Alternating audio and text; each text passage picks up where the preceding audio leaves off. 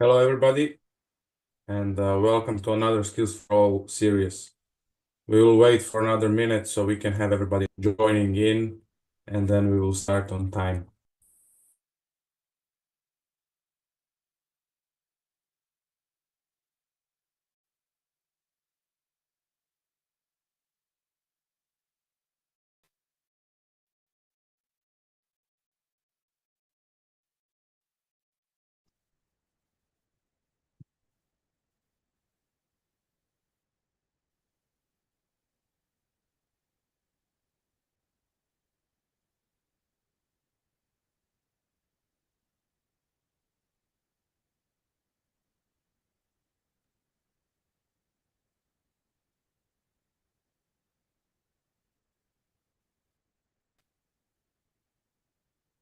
Thank you, everybody, for joining, and I'm really excited to talk about this today's Skills for All webinar. Please mute yourself, and if possible, turn on your camera and put your name and the federation on the text if you are part of the Zoom.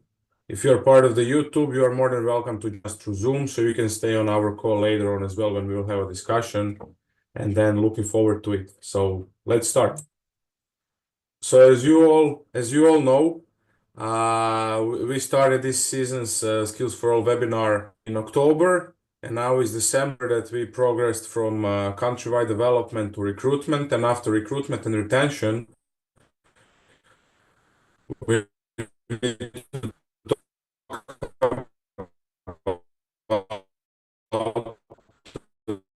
learn to play programs.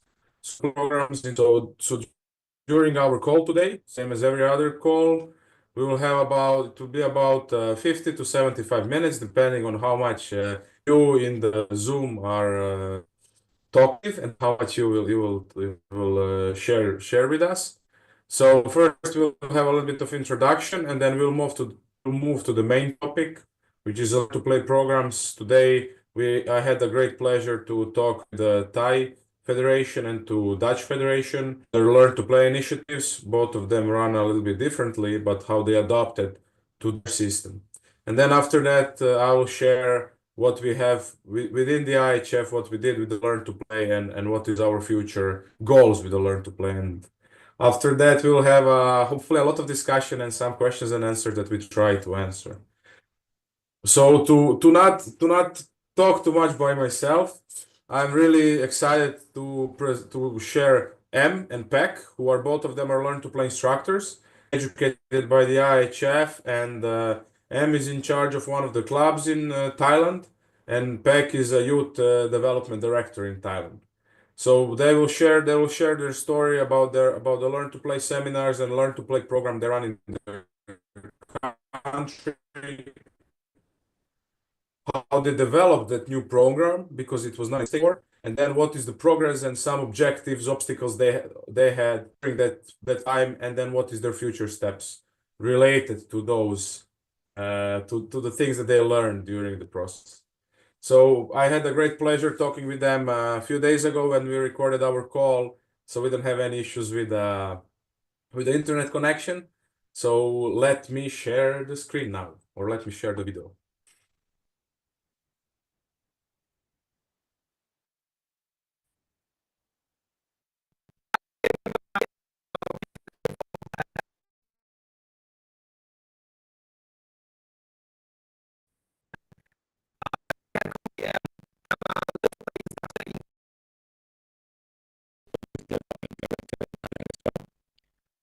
And today we're going to talk about the LTP in Thailand.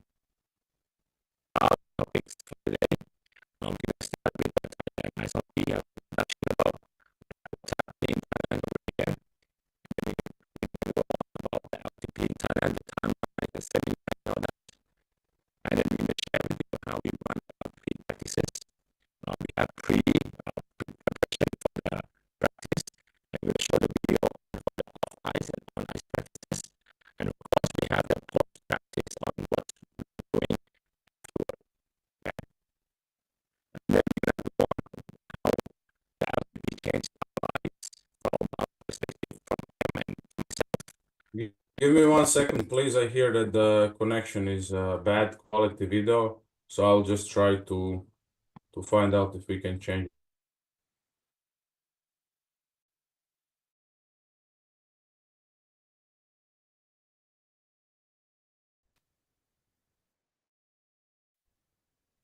We are changing it.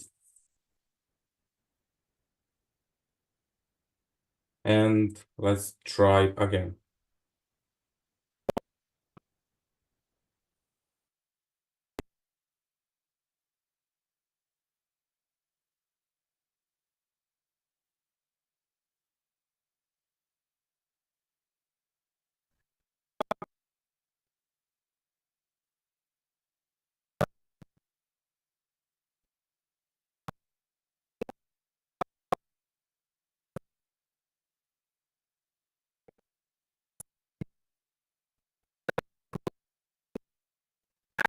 We have 14 club. Yeah, in Thai, We apologize. Give us just a second. We'll try to restart the video again, and then hopefully it will work.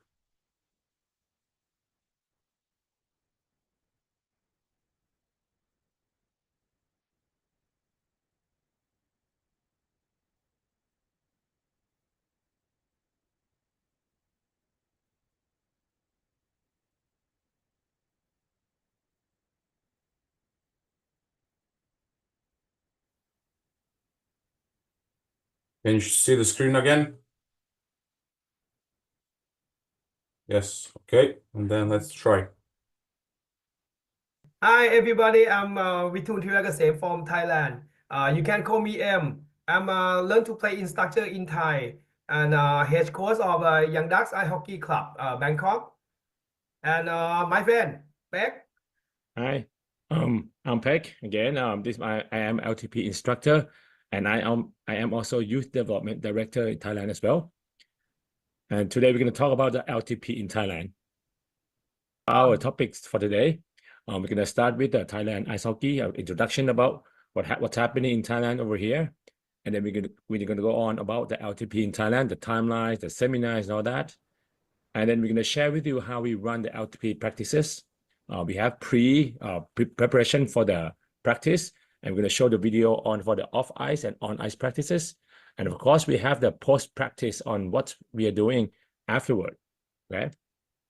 And then we're going to go on how the LTP changed our lives from our perspective, from M and from myself. And then, of course, we're going to go on with the upcoming with LTP, our plan in the 2025. Okay, and then I'm going to pass back to M to introduce about LTP in Thailand. Okay, about the introduction. Ice hockey was born in Thailand 30 years ago. Now we have 12 link. Is a 4 standard link at the big side and 6 middle link and 2 small link. And we have 14 club. Yeah, in Thai. 12 club in Bangkok and 2 club at Chiang Mai, the north side for my country. We have 850 player registered in Thailand Association. And okay, next slide. Yeah, the second topic is LTP Thailand in Thai. On 2022, IIHF coming to my country and make a seminar about the instructor. Yeah, I have an opportunity to join in this seminar about what first time I don't know what is the learn to play, right? But when I'm join this program finish, I bring the knowledge, come back for make learn to play Thailand, recruit the kid for any club in Thai coming to join. And on 2023, we make a seminar in my country by instructor coach, me and Pek and Pung. Yeah, now we have 3 instructor give the knowledge about the learn to play for the another coach in my country, the local coach. right? And this year, 2024, sorry, 2024, we make a seminar again. We recruit the new coach coming to join for the make the LTP program again in Thai. Yeah, Pep. Okay, so we're gonna go over on what happened for the LTP seminars and practices when we started in 2023, when we launched the program, and then what we learned from that, and then how we progress forward. All right. So after the LTP training to the coaches, we started the LTP practices in 2023 last year, which is supported by the Ice Hockey Association of Thailand. We had an 8-session program where the kids would come off ice and on ice, exactly like LTP. At that time, we had 24 players join, and this is that the 90% are still active hockey players, according to this year. And this is a picture, and we had a jersey for them, and they had a great time with us. So from those practices we learned, these are the great things that we learned, that the coaches learn the proper way of coaching in the fun way to the kids. The real coaches, at that time we had about almost 30 coaches. Only a few of them, the real coaches, excel into the LTP processes, and they can develop their skills and they apply the program better. And of course, we develop the off-ice and on-ice practice plans, and I will show you that plan later on. And the challenges from that LTP practice in 2023 is that we had a lot of number of coaches who joined the LTP program, but not all of them participated in when we tried to get them to work together with us in the LTP practices. And the players, we didn't have enough. So and then we will discuss about what happened, why we didn't have enough player. And one of the biggest challenge is the time conflict with the team practice schedule and the private lessons, because sometimes kids over here, they have 3 days a week practice already. So it's very time consuming for them. And of course, the ice time is very challenging because every team compete for the ice time, and the budgeting on the expenses and on everything. Okay, those are the challenges. And from those, we discuss about how we're going to proceed in 2024, this year. So this is what we did again. We felt that the previous training, the coaches did not learn enough. So we train again in LTP seminar with a different group of coaches. And so we go in more in depth to develop more coaches with the LTP skills. This time we had 25 coaches attended. It was 4-day seminar. And our instructors were first Marius, Pung, M, and myself. All the coaches went through the process again, 2 off-ice practices and 2 on-ice sessions each day. So it's quite heavy and a lot of work for them. The previous training, we had a language barrier problem. So this time, what we apply is we had a live translation during the seminar as well. So we eliminate the language barrier during the training. And this is what happened from our 2024 seminar. Okay, this is the pre-practice. The before practice is we launch the Google form to collect registration form to all the parents, so they can register for the kids to join a program. From this registration, we have all the information about the ages, the teams, the positions they're playing. So we know the number ahead of time. So we know how many players are coming. At that time, we had about almost 70 players, almost 80 players join. So we divide into 2 groups, okay? And we separate by ages, okay? So the 6 to 9 together and 10 to 12 together, okay? And then we communicate to all the parents via posters. We communicate about the location, date and time, and how to register in the Google form as well. So these are the preparation beforehand in terms of communicating with the parents. And at the same time, we have the preparation with the coaches as well. We had a form to plan out time duration on both off ice and on ice according to the number of stations and the players. Okay, so you can see that on the red section over here is the off ice planning. We have the starting time, the end time, and then it calculated the duration for each station for us, and it gives due time, so it's easier for us to manage. Okay, same thing for the on ice practice as well. We had this Excel sheet to calculate the time for us, and so every time the coaches to the time manage, the coaches when they go on the ice, they know exactly how to run it, the proper time to run it. Okay, and then of course, all the coaches, we have the group communication like WhatsApp, where they have to submit all the planning, all the drills, the props that required, all the key learnings to us beforehand as well. And then from that, we can draw up this map on the ice management. We divide into sections, for station, including key learning points. Okay, so from this pre-process, that pre-practice, the pre-preparation of that, and we're going to go on into in action. We're going to start. We're going to let you guys watch the video for the off ice first. Okay, here we go.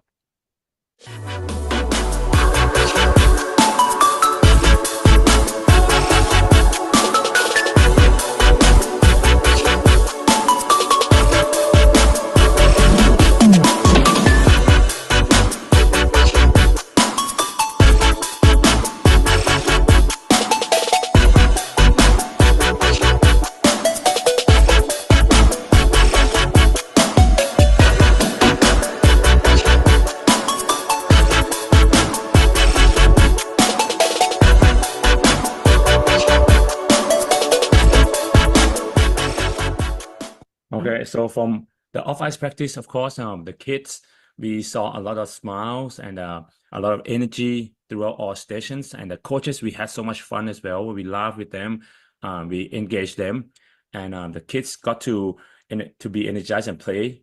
We had a lot of fun, all right?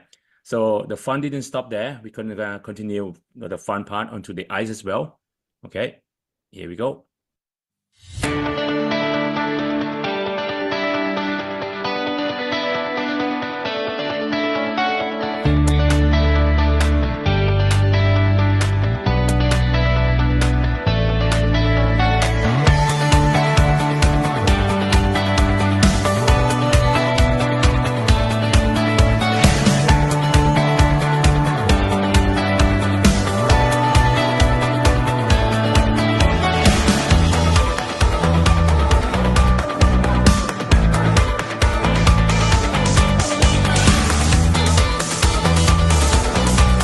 Okay, as I mentioned earlier, that we separate kids into two groups. Okay, this is younger groups where they about 40 of them on the ice at the time. Okay, and we separate into 6 stations, and we had a lot of fun with them. Okay, all right. So this is the on ice. Okay, and once we finish with this, I'm going to continue with the post practice.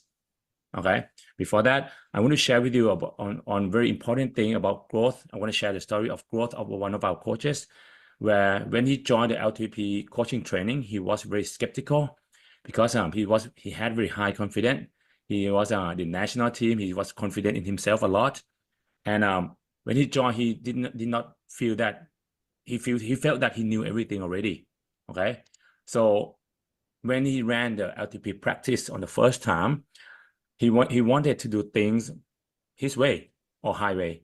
Okay, he did not listen to his teammates. He did not listen to other coaches. So he did everything himself. He planned every single station practicing himself, and he was the time management. He did everything, and confidently, of course. And then when during the on ice, even off ice practice and on ice practice, chaos everywhere. All the bad things happened. The rotation on the station went horrible, and he was trying to change drills during on ice practice as well. So the chaos was everywhere, and at the end, the result was not good. Okay, but and then the next day when we recap with him, he started blaming others, right? And fortunately, he also at the end he admitted that he made mistake himself as well. And he allowed himself to be coached by Marius, by M, by me. M spent a lot of time talking to him as well, listening to him on about what he learned from this experience. Okay. And at the end, he's changed. He was able to be coached by the instructor as well. He grew into another level of coaching. And on the next day, when he ran the practice again, this time he shared ideas with his teams. He listened, and the organization on the ice and off ice went smooth and much better. Things went more cohesively and a lot more smooth, right? And from that, some of the coaches, they apply the LTP to practices to their club as well already. Okay, they apply this kind of thing into the club to bring in more players into the team, so which is fantastic. Okay, so next is the post practice. After we did everything, the important part is not done yet. We sent out the satisfactory survey to all parents to fill in what they feel about the practice, the LTP practices. We had the LTP introduction to parents as well. So at that time, Harry had the opportunity to talk to them, to presenting them what LTP was. And at that time, look at the number of the kids and the coaches as well. The Ice Hockey Association of Thailand was kind enough to send us to create a t-shirt for LTP. And we are so happy, and we had so much fun with the kids. Yeah.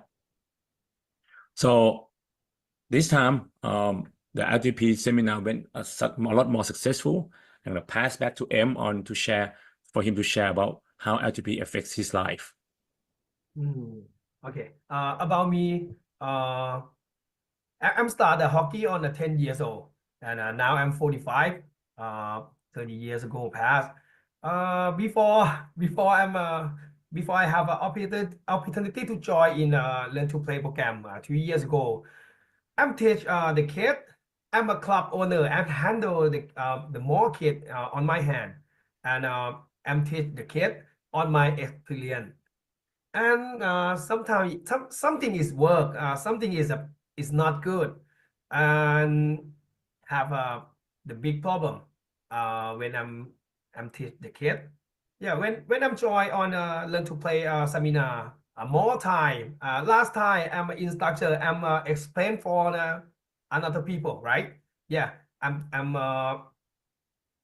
practice more time before I'm present. Yeah, I know about every topic. I wanna teach another coach.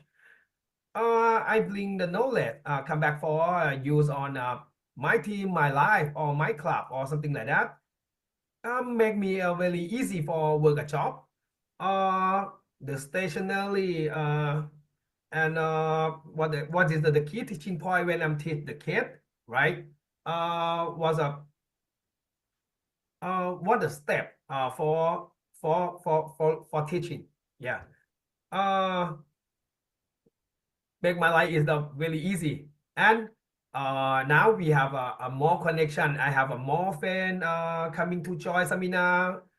Southeast Asia and Malaysia, Indonesia is a wow. Have a big connection. For sometimes we will meeting for work a job, and on the next year I have just a little project. Yeah, I'm recruit the Jerry from Indonesia or something like that coming to join because he's my new friend, and he's very good. And the last thing about the language. 3 years ago, I cannot speak English, but Marco, he teach me, and he talking to me. Sometimes I don't know what he mean, right? And when when I have a more time to join for work a job with him, I will practice the English because I don't want my friend Marco, he is not good when he wanna talking to me and I don't understand, right? And Harry he give me the game application language. Yeah, I'm play every day. I thinking on the next time I will develop about the language for the next level. Okay. Okay, and about Beck? Okay. For me, this LTP training seminar aligns with my business as well because I teach kids. I run learning center, and I believe in learn through play as well. So this is fantastic. So my passion on children development and hockey joins together through this LTP program. So now I've been receiving trust from parents, not just from my team anymore, but across the country, the association, and the players. They get to know me more as well. And of course, and this leads to my new challenges as a youth hockey development director on how I want to improve the community of hockey in Thailand. So it's been a lot of fun for me as well, a lot of learning journey. And just like I get to practice. I haven't spoken English this much for a long time, and I come back to speak a lot more. So it's been so much fun, and getting to know all these people, new people, is fantastic for me. All right. So before we end our video presentation, I'm going to share with you the upcoming with the LTP in Thailand in 2025. Okay. The first thing is as a growth strategy plans, we want to encourage the Learn to Skate program and LTP program across the ice rinks more. You can see the top one, the Little Elephant LTS at Chiang Mai. This already happened in 2024 that they started this program to encourage kids to come in and join, just learn to skate, which they divide into sections, the station as well, which is very successful as well. And we're gonna do the same thing for the LTS and LTP this is the major Ekamai. This is one of the ice rink. We're gonna start with this program first. This ice rink in quarter Q1 of 2025. Okay, and we have talked to the rink already. They were very interested. We found time slot for them already, and so it's good to go. And then in quarter 2 of next year, we want to encourage the LTS, the Learn to Skate at Mega Bang now first as well. And if things go well, we're probably going to apply the LTP program over there as well. Same thing. Mega Bang is another rink. Okay. And yeah, so that's the first start in the Q1 and Q2. All right. And then at the same time, we want to run the LTP project with local clubs. Okay. We want to form same thing, just like what we did in 2023. We're going to form the LTP practices, but this time, instead of having the big ice rink, we might want to start with the small lane, the small area of the ice. Okay. And this is another rink. This is the more in the city rink as well. Very good rink in quarter 2. Why this time? Because in quarter 3 and quarter 4, there'll be a lot of tournaments coming up in Thailand. So we want to prepare players before that time. So I think Q2 is a good time to run the LTP practices. All right. And we're going to propose these projects to the local clubs as well. So if they don't have resources, we have all the things ready for them here. Okay. And then in quarter 3, we're gonna start concentrating on the parenting, the coaching education. In Q3, we want to focus on LTP as well. Share with them on how to improve them, how to make them better to run the LTP programs over here, and of course, and to connecting with parents more, to listen to them. And we're gonna have the trial run in Q3. In quarter 1 of next year. Okay, I have talked to one of the club, and the president is very interested of the club, and his name is M. So he gave us the green light to go with the connecting with the parents and the coaching education as well, right, M? He nodded, so that's good. Okay, and last in quarter 3 as well, we're gonna start some knowledge portals for coaches, so they can come in and look at the contents or materials about LTP programs. So the coaches, they have the resources for them to improve. They have something aligned so they can use those things that we did well themselves. Okay, so they don't have to rely on us all the time. Okay, so there's a lot of things happening next year with the LTP, and we believe M and I and Marco and Pung, the LTP teams, will be very busy as well. Maliud, okay, you forget Maliud. Marius, sorry, yeah, Marius. And probably we're gonna have more seminar coming up in Thailand as well. We are excited for that too. And I'm very sure I've been asked a lot by a lot of parents that when the next LTP is gonna be. So I think there's a good sign of it. It's growing very well in Thailand. All right. So thank you for listening to us. If you have any question, ask us anything, and we will do our best to answer you. Thank you, Em and Pak, for your presentations, and it's been really great to work with both of them and with the whole Thai Federation and everybody involved with all the Learn to Play instructors to see the progress what they showed and to see what is the future plan for them. It's been really great to see. And like said as well, so first we will watch all the program, and then after we'll have a discussion with them as well. So if you have any questions or comments or anything is still unclear, you can either put it in the chat right away so you don't forget, or then later on you can ask them yourself as well. So now we will move to our second topic of or second presenters of the day, and it's from the Netherlands Ice Hockey Association. So Ricardo Muller, he is a Learn to Play instructor educated by the IIHF, as well as the education trainer. So he is now in charge with all the education that is happening in the Dutch Federation and the processes that they are having. And in this one, really particularly what will be really interesting, or what was interesting for me, is that how they updated and developed this new Learn to Play program. So they have a Learn to Play seminar, but as well as part of the Learn to Plays are involved in their level 2 coach education, because that's really important for them as well to do. So how they connected this Learn to Play education with other educations, as well as how they involved clubs. So the next step is how they involve clubs. So really excited to hear and to listen to that one. So please, I hope the video transition will be smooth this time, so I don't need to change it. Hi everyone, this is Ricardo from Netherlands. I have the privilege to present you the Learn to Play program we run here,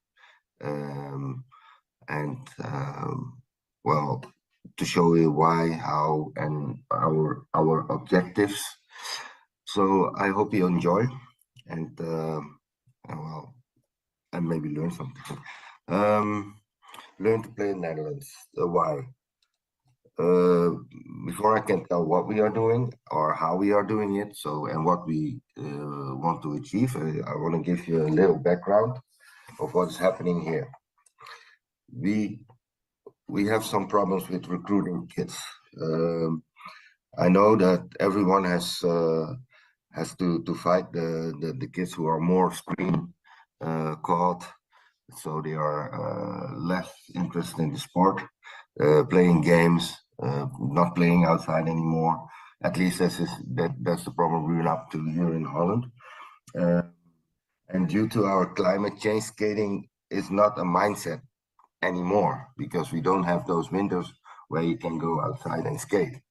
So we need to compete, and we need to work on our kids, how to get them in. And if we get them in, how do we keep them in? How do we make it fun for those who manage to get in with the parents? How do we manage the expectations from kids and parents? In Holland, we travel throughout the whole country, so we need the parents as well to be willing or able to support this. And then we need qualified trainers with knowledge of the age groups, and live up to the expectations of the kids. If you're a good player, you're not automatically the person for the job. And I say automatically. We train all the competitive sports, low threshold, easy to achieve. You can play soccer on every street corner here in Holland. So if they go outside, it's easier for them to take the ball than to go to a rink maybe 25 kilometers from home. Now, all these things together, we see that it's decreasing. Our kids are decreasing in coming to play this beautiful game of hockey. So we need a plan. We need to act. We cannot just wait for it to change. We need to do something. And we found our plan in the Learn to Play program. I said the new Learn to Play program. What we did is we started with a seminar in May, and it was well attended. The seminar was for everybody. It was not just for hockey related persons, but we tried to create some curiosity by inviting everyone. It could be parents, sportsmen, board members, just your neighbor. We didn't care. Anybody who could walk was welcome. And we start to explain what is LTP and what is the new LTP, because some of our attendees had already had the LTP before. And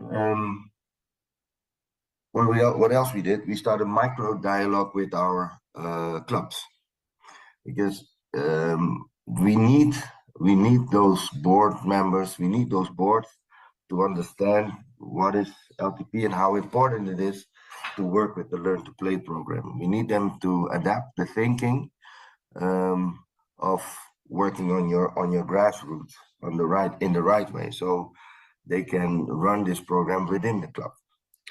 So this conversation was quite important, and we create a platform by integrating the LTP in our level 2 education. Once more, what we did is we charged them, we challenged them to get in and know what we are talking about and how we are thinking that LTP should work in your club. Then we I call that focused on education and explaining that we need the right people to be on board. Yeah, we went to sharing and discussing the development we need to have for the ones who are guiding this program. We had this big conversation with the clubs. It was a nice dialogue.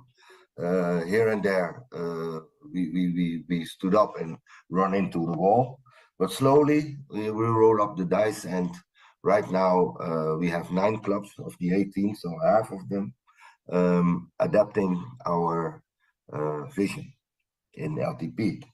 A year ago, it was 0 who would really run in with us in this program. That means at the end, we will develop and we work on our education, where level 2 is mandatory and in every club. Right now, level 2 is not obligatory. I mean, it's for the clubs they are responsible for their own professionalism and coach education, and we are changing that around. So we work on the complete coach who knows it all and can help grow the grassroots we need. How did we do it in the level 2? Well, the integration was nice. The LTP is a big part of our education. We had our coaches,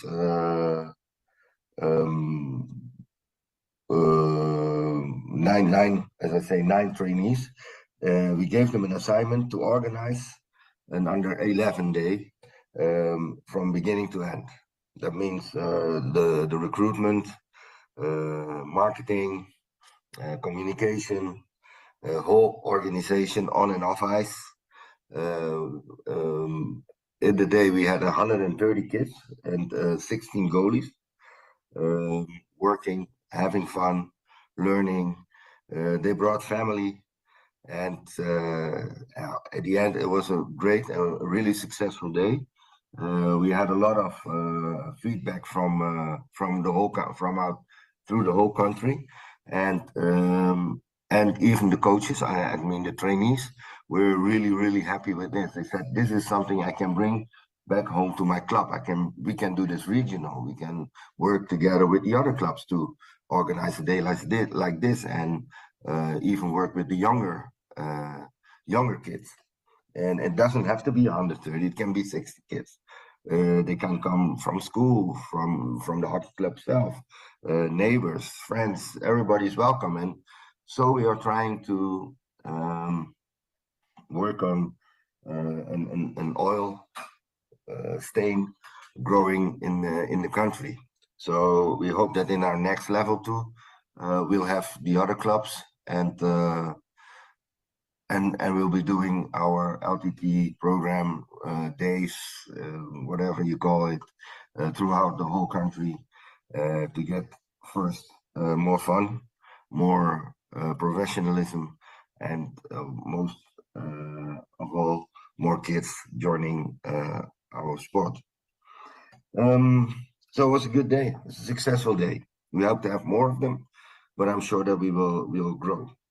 One of the other things is that one of our clubs now asked for an in-house level 2 program, education program.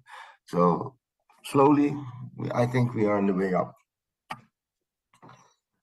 So what are our objectives? We need professional trainers and coaches, and we cannot just wait for them to get in. We need adding value to everything we do with our sport. We need growth. We need more kids to attend, more kids gives us a more stable and sustainable future in hockey. And with that, we need perspective thinking. And most of all, we need a safe environment for everyone, for kids, for all our volunteers, for everybody who is on board, and for parents, of course. And all of that will make that we will be a great partner for the parents. So how do we think these objectives look? Well, first, we need to work in our grassroots. That means if we do not understand, and if our coaches, trainers throughout the country do not understand that it doesn't start with only kids who come, put on skates and play hockey. They need to understand what it is to have like the long-term player development, or where does it start? It is just not only about learning to skate, it's also about learning to move and then have fun. And we want them to have fun with skating and playing hockey, so they will stay and do our sports. But it starts with the grassroots, and grassroots starts as soon as they get born. Parents should be enthusiastic. They should know about the sport before they would even try to go to hockey. We need professional trainers and coaches to work with these youngsters once they come in. We need them to understand those age groups, the pedagogical value, because it's not only learning to skate. We are trying to make better human beings. We use our sport as a toolkit to help them to become a strong young person who can run their own life. As we do this, our results will go up instead of decrease. We will increase our memberships, and hopefully we'll get to have them play hockey, and not only hockey, but become a member of Hockey for Life. And Hockey for Life doesn't always have to mean that you will play hockey for the rest of your life, but at least you will be involved in hockey. Our youngsters right now, everybody thinks they will have a pathway up to the medal to become world champion, play NHL. But it will be nice if one of them reach that. But our aim should be that everybody should stay and love the sport for life. You could be anything within hockey. Our youngsters today could be the director of an enterprise tomorrow and a sponsor, or volunteer director or a board member or a trainer or referee. Anything is possible. So hockey for life doesn't mean skating for life. It means at least be part of our hockey community for life. Then this will make mentally strong people. And of course, we hope that at this age you will still be playing hockey. But hey, it's all possible. I say, let's go for it. We should be sure that we make a safe environment for everyone. So we be the great partner for parents. Because remember, happy kids is happy parents. Yeah, this is our main objectives for the future. I would like to thank you all for listening to me, and hope to see you soon. Thank you for the presentation. And could you please explain a little bit? So you said that 9 clubs bought the idea of the Learn to Play out of 18 clubs. Yes. So what is their daily, let's say, what do they do daily with the Learn to Play, and what does it mean that they bought into it? How do they show they them? didn't buy into it. They adapted. What we did is we trained our level 2, and they are the ambassador now for our Learn to Play program within the club. And so they now are implementing it within the club. And that's why we think that it is so really important to adapt or not to integrate our Learn to Play within our level 2 education. So it's not a program that runs by. It's now part of their thinking and part of the way they are going to train kids within their club. And that means that at least we can trust now that Learn to Play for the clubs in at least the 9 clubs who are engaged now will be the way they start how we learn our kids to play hockey. It's about fun. It's about getting them in and retain them. And the new Learn to Play program, I say new because it's more, it's broader. It has more than only how you connect with the kids on the ice. It's about recruitment. It's about understanding what the long-term player development is, and how important it is to work in the first 12 years until the age of 12 on learning to train instead of train to train. And this makes it more feasible to have kids getting in and staying in.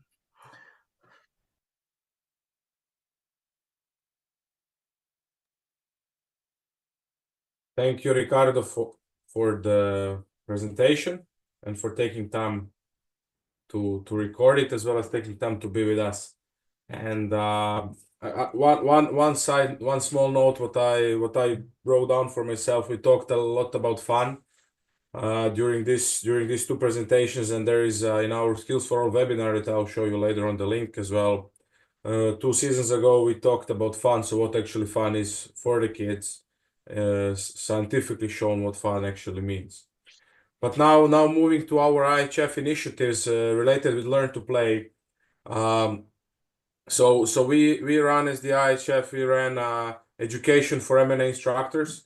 So 3 people that we listen today, all 3 are educated by us, as many others who actually were selected from their federation, and they are in charge of running Learn to Plays at home. And now on this call as well, I can see a couple more Learn to Play instructors. So I'm really happy to see that we have so many people still involved.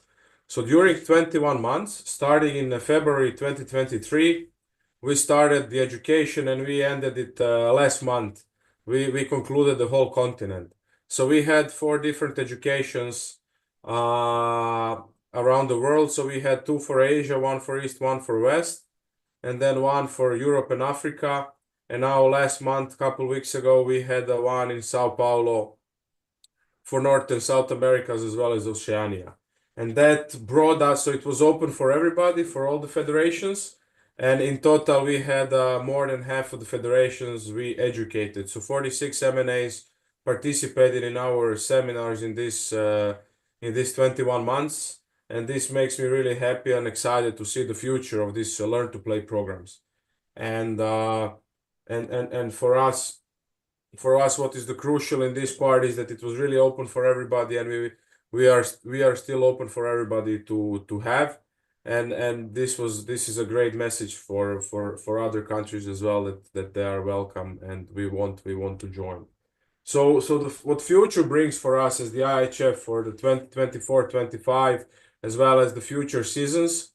So first of all, we really want to, because the minimum participation standards are now taking place, and one of the requirements for minimum participation standards is to run the Learn to Play program. So we want to support the local M&As with the Learn to Play seminars if it's needed. If federations can run it by themselves, that's great as well, because that's why we educate the instructors. But if it's needed, we can help the federations as well.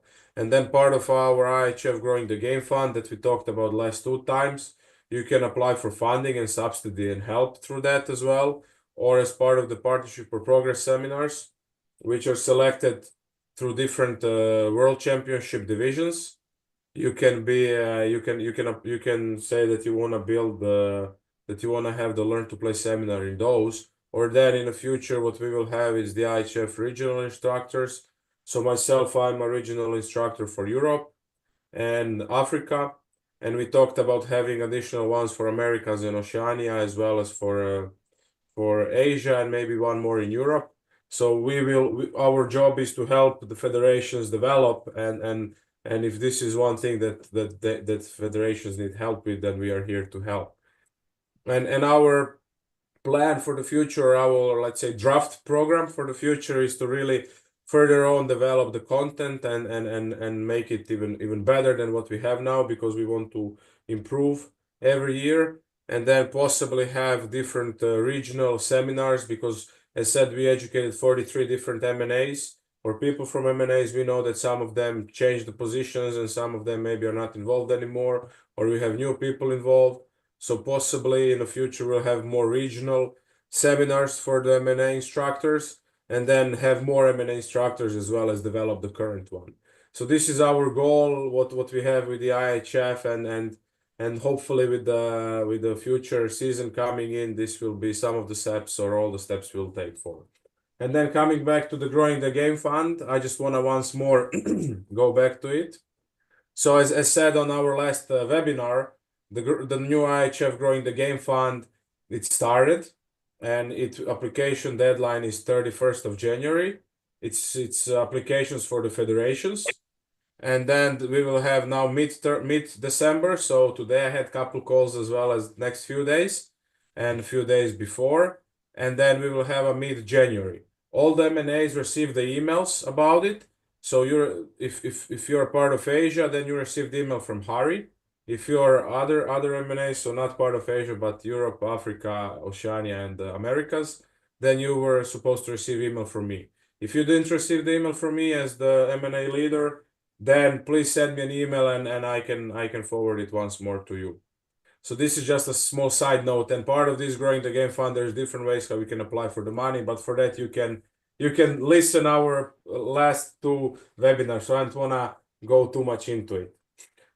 So this is what I talked about, and here you can see that that before we talked about the different topics as well, and here you can see what topics were there, and you can go back to the videos as well as all the videos from this year, and this video will be put there, so you will be able to see it. If you scan this QR code, it will guide you directly to the web page, and then if you see this 2021, the Science of Fun, we talked about there what fun actually is for the kids. And moving on, going with our timeline and topics, in the end of January, last Wednesday of January, we will talk about the game officials, which are a crucial part of our game, because without them and without kids and everybody else, We are all part of the big puzzle. We will talk about the game officials and the IIHF game officiating programs. And in there, we will specifically focus on, so there will be two people joining us. It's two people from the IIHF who will join us and who will talk about this. We made a project with it's a vision project, so it's a bit of eye tracking as well as decision making and quality improvement, and then how decision making is made with the game officials. So it's a really interesting topic. I listened part of it when Joel was explaining to me, and I'm really excited to listen in the next webinar. So please join us, and we will talk about different IHF initiative as well with the officiating coaches and officials what we have. So it will be high performance game officiating as well as the inclusion of all other M&As. So what we have there. So for all our YouTube listeners, thank you for joining us. You can still join us on Zoom. It's open for everybody. Link you can find on our webpage as well. And if you wish to receive direct email from myself, you can send me an email. You can contact me, and I'll put you on the email list. And you can again scan this QR code, and then it will drive you to our webpage, where you can find all contact information. And now we will continue only in Zoom. So I would ask our tech to please stop recording and stop streaming on YouTube. So we can continue with the last part, which is discussion and question and answers. And again, we do this part not on YouTube and not recorded, so people feel free to ask any questions and to have a good discussions without being afraid that later it will be some kind of an issue. So thank you everybody for joining us today. And look, you have a Merry Christmas and Happy New Year and Happy Holidays. And really looking forward to see you in the near future. If not in the near future,